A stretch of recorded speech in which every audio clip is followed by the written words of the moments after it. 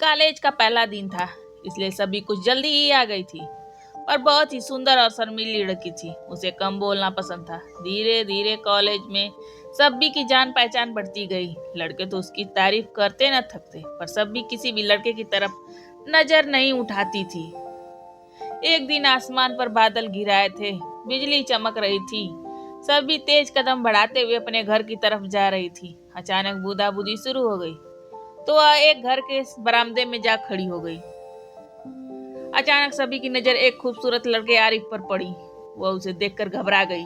तभी आरिफ ने मुस्कान फेंकते हुए कहा, सभी जी आप अंदर आइए, बाहर क्यों खड़ी हैं? सभी यह बात सुनकर शर्मा गई और बारिश में अपने घर की तरफ चलने लगी। आरिफ जबरदस्ती रुकने को कहा, बुरा मान गई, मैं कोई पराया थोड़े ही हूँ।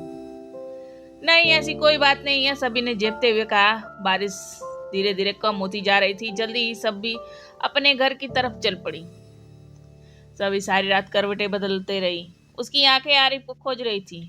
उसका बड़े ही प्यार से सभी जी कहना उसे पसंद आया था। आरिफ भी उसी कॉलेज में पढ़ता था। धीरे धीरे दोनों की जान पहचान बढ़ी और फिर मुलाकातें होने लगी।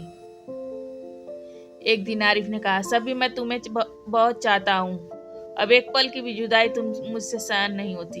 मैं तुम्हारे घर वालों से तुम्हें मांग लूंगा और दुल्हन बनाकर अपने घर ले जाऊंगा।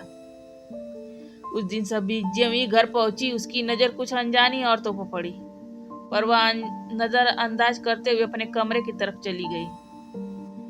तभी उसकी माँ एक मिठाई का डब्बा लिए उसके कमरे में आई, तो सभी झट से पूछ बैठी, माँ आज मिठाई किस खुशी में लाई हो? साया बेगम ने मुस्कुराते हुए कहा, बेटी बहुत बड़ी खुशखबरी है, पहले मिठाई खाओ फिर बताऊंगी। अच्छा अब बताइए, सभी ने मिठाई खाते हुए पूछा। बेटी खुशी की बात यह है कि तुम्हारा रिश्ता पक्का हो गया है।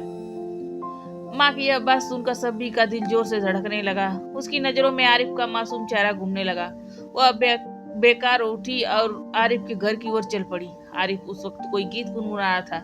सभी को इस कदर परेशान और दुखी देखकर वह चौंक उठा। क्या हुआ सभी, तुम इस तरह परेशान क्यों हो? आरिफ सभी कांपते हुए बोली, माँ ने मेरी शादी पक्की कर दी है, अब मैं तुम्हारे बिन एक पल भी छोड़ो भी है। फिल्मी अंदाज आरिफ ने मुस्कुराते हुए कहा, ठीक है शादी कर लो, आखिर कब तक कुंवारी बैठी रहोगी? तुम अपनी माँ की बात नहीं मानोगी क्या?